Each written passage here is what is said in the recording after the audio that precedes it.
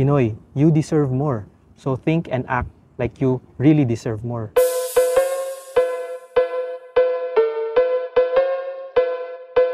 Kumusta? Ako si Ian, OFW at entrepreneur. Pilipinas, 2024 na. Natutulog ka pa rin? Tara't gumising at manggising. Sa episode na to, mag-focus tayo sa resilience o katatagan nating mga Pilipino. Kilala tayo bilang isa sa mga pinaka-resilient na bayan dahil sa kabila ng madaming problema at sakuna, nakukuha pa rin nating umiti at tumingin sa brighter side. Sa unang tingin, magandang ugali ito. Pero di kaya ito rin ang isa sa dahilan kung bakit hindi pa rin natin nakakamit ang kaunlaran na deserve talaga natin? Simulan natin sa pagsuri sa mensahe ng isang foreign vlogger na naninirahan sa Siargao kasama ang kanyang British na pamilya. I think the answer lies in Filipino resilience. You are a strong, resilient people that have endured so much as a nation. You have a thick skin against many situations, invasions, colonization, natural disasters, corruption, discrimination. These things have created a type of strength and endurance that Filipinos exhibit every day. But resilience is a double-edged sword. Just because you can endure things doesn't mean that you should endure things. It creates a double standard where a Filipino might treat another Filipino unfairly because they know they can handle it. They can endure it because they are strong and resilient. But you don't deserve that. The truth is, it's not fair to you. You deserve more.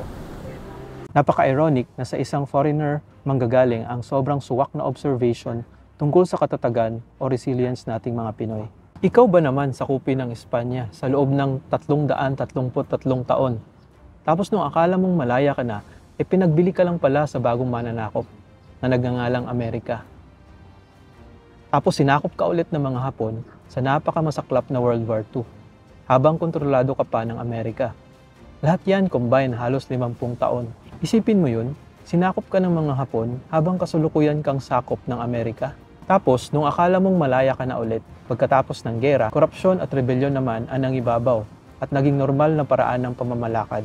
Parang na-miss natin yung dati nating mga colonizers na kahit kapwa natin Pilipino ay ginagago natin at kinukurap.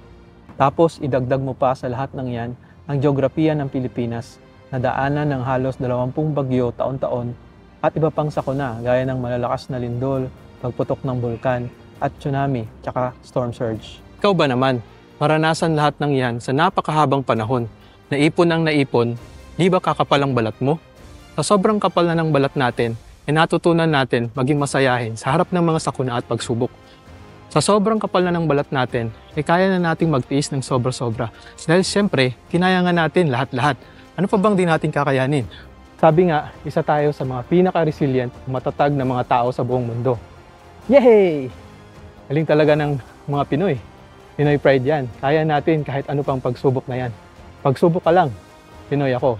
Pagsubok pa more, bring it on! Pero wait, there's more. Hinay-hinay lang.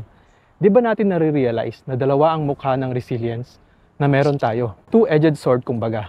Oo, nakakamanghang kaugalian natin ang pagiging matatag. Ngunit ito rin ang isa sa dahilan kung bakit hindi tayo umuunlad. Bakit? Dahil tinatanggap na lang natin ang ating kapalaran at kontento na tayo sa kasalukuyang estado ng lipunan. Dahil nga, kaya natin. Dahil okay lang naman. Sige lang. Hindi ibig sabihin na kaya nating tiisin ang isang bagay, ay dapat na natin itong tiisin. Para tayong may double standard o ngiwing pabantayan. Kunyari, opisyal ako ng gobyerno, gagamitin ko ang kapangyarihan ko para lamangan ang aking kapwa Pilipino. Dahil alam kong kakayanin nila. Kaya naman nilang magtiis eh. Di yan magrereklamo. Kagaya din sa pakiramdam na kunwari bumili ako ng produkto o serbisyo na sobrang mahal. Tapos yung produkto o serbisyo na nakuha ko ay parang di naman ganun dapat ang presyo kasi low quality, substandard. In short, di ko nakuha yung value na dapat kong makuha. Isa pang halimbawa, kunwari may negosyo ka o may sweldo ka. Tapos nakakaltasan ng samot-saring tax yung kita mo. Minsan wala ka nang magawa and nakakainis isipin na nagbabayad ka ng napakalaking tax. Tapos di mo naman nararamdaman saan to napupunta. Ito yung ngiwing pamantayan o double standard. Minsan, hindi patas ang pakikitungo ng isang Pilipino sa kapwa Pilipino dahil alam nilang kakayanin nila. Dahil sila ay matatag. Dahil okay lang sa kanilang magtiis. Kung ganito ang uri ng resilience na pinapairal natin, aabusuhin lang tayo ng mga taong mapagsamantala sa ating resilience. At alam mo, hindi ito okay. Hindi ito makatarungan kabayan. Bilang mamamayan ng Pilipinas, you deserve more. You deserve better than this. Panahon na maramdaman mo ang first-class citizen ka ng sarili mong bayan. Kahit ano pa man ang estado mo sa buhay. Hindi yung kagamitan o basura lang ang turing sa'yo. Kung ikaw ay OFW o nag-migrate na sa ibang bansa, may kukumpara mo ang kaibahan ng Pilipinas. Mapapasana all ka na lang talaga. Bakit ang efficient ng mga bus at tren dito? Ang layo sa public transport sa Pilipinas. Bakit ang bilis ng mga transaksyon dito? Samantalang sa Pilipinas, kailangan mo maghintay ng sobrang tagal o pumila ng buong araw o maghintay ng isang linggo o buwan, makuha lang ang maliit na perasong papel. Bakit wala ang problema sa tubig at kuryente dito? Samantalang sa bayan namin, laging nawawalan ng tubig o nagba-brown out.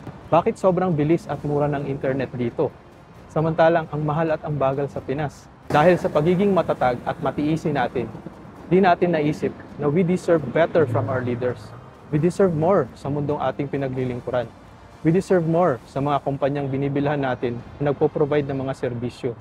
We deserve more sa isa't isa, sa kapwa natin Pilipino. Nalimutan nating pahalagahan ang ating sarili. Nalimutan natin ang ating self-worth. We deserve better than what the current Philippines is. Ang tanong ngayon, paano ba natin makukuha ang what we deserve o karapat-dapat sa atin bilang mamamayan ng Pilipinas? Magbabahagi ako ng 3 suggestions. Una, simulan natin sa pagtanggi sa mga bagay na mababa ang standard o low quality.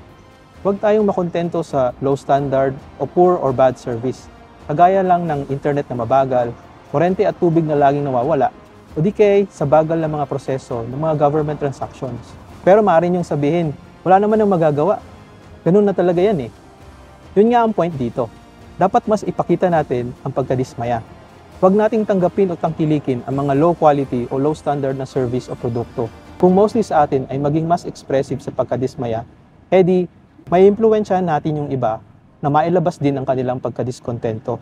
At mahihiya na lang yung providers ng low quality product or service dahil madami tayong nadidismaya. Kung tahimik lang tayo, edi magpapatuloy lang ang low standard ng pamumuhay sa Pilipinas. Kailangan na nating ihuyu ang pwede na yan mentality. Kasi kung paano ka mag-isip, ganun din ang babalik sa'yo. Dapat galingan na natin. Ibigay natin ang best sa lahat ng ating ginagawa. Huwag na yung bara-bara lang.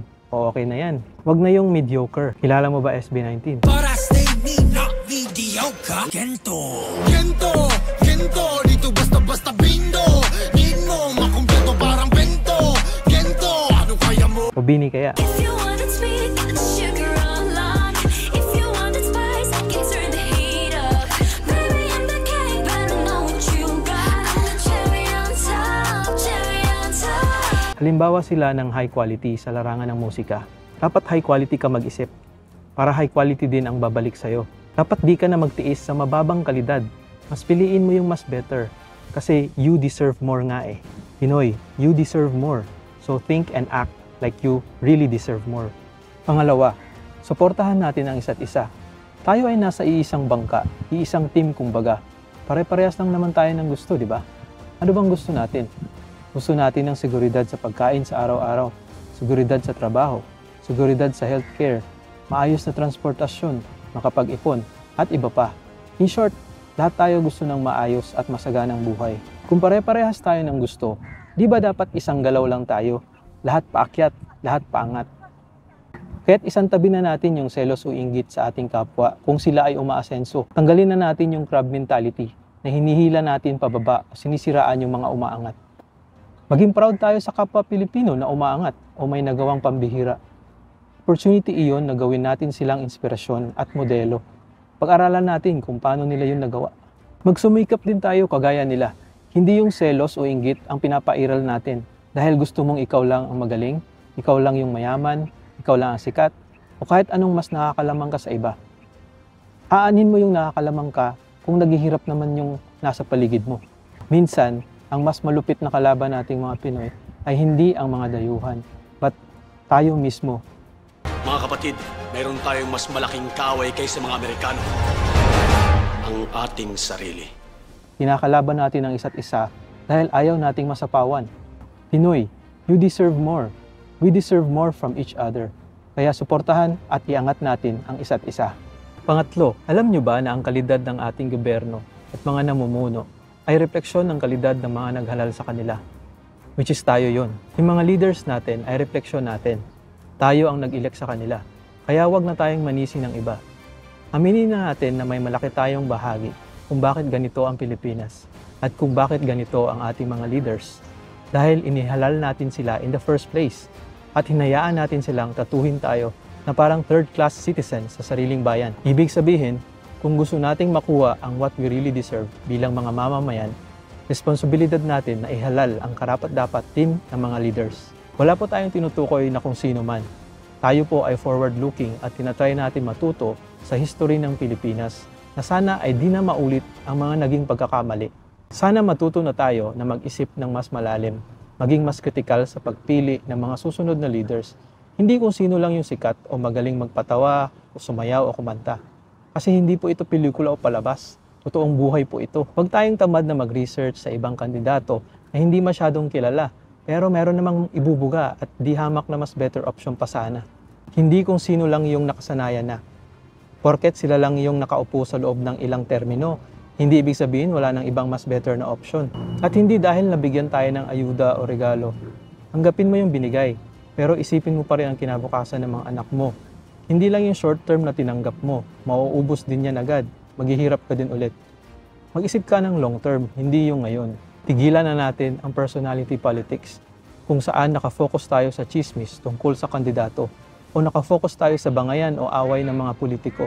Pagkus mag-focus tayo sa mga polisiya at plataforma. Ano ba ang vision at goals o hangarin niya para sa bayan? May konkretong plano ba siya? Paano ma-implement ang goals na yon? May tamang credentials or experience ba siya para sa posisyon niya? Sana sa mga susunod na eleksyon, lokal or national man, ganito na yung pinag-uusapan natin. Nariyan naman na ang internet. Sana mas magsaliksik pa tayo at maging mapanuri sa mga impormasyong nasasagap. Maging kritikal sa nababasa o nakikita. Huwag agad maniniwala sa fake news. Kung gusto natin ang pagbabago, di kaya panahon na para pumili ng mga new breed ng leaders na kahit hindi sikat, ay mas karapat-dapat dahil mas may kakayanan, na may out-of-the-box approach o mas malalim na pag-intindi sa paglilingkod sa bayan. Nasa halos 120 million ang populasyon ng Pilipinas. Tingin mo ba nagkukulang tayo sa mga taong fit sana na maging leader ng bayan? At nagtitiis pa rin tayo sa iilang low-quality options na nakasanayan na? Kung ikaw naman ay sa tingin mo may experience, may expertise at may klarong vision na maibabahagi sa bayan, kahit hindi ka pa kilala, hindi ba't panahon na para mag-step up at subukan ang politika para dumami ang better options ng mga Pilipino sa eleksyon? Pinoy, you deserve more. Kaya ihalal mo ang mga deserving lang na mamuno sa bayan. Ito ang tunay at mas makabuluhang ibig sabihin ng resilience o katatagan. Matatag tayo dahil kilala natin ang ating mga sarili. May self-worth tayo dahil mamamayan tayo ng Pilipinas. Ikaw, may suggestions o opinion ka ba kung paano natin makukuha ang what we really deserve bilang mga Pilipino? Mag-comment sa baba at pakishare ng video na to sa iyong mga kaibigan, pamilya at kung sino pa man para mas madami pa ang magising. Tara't gumising at manggising.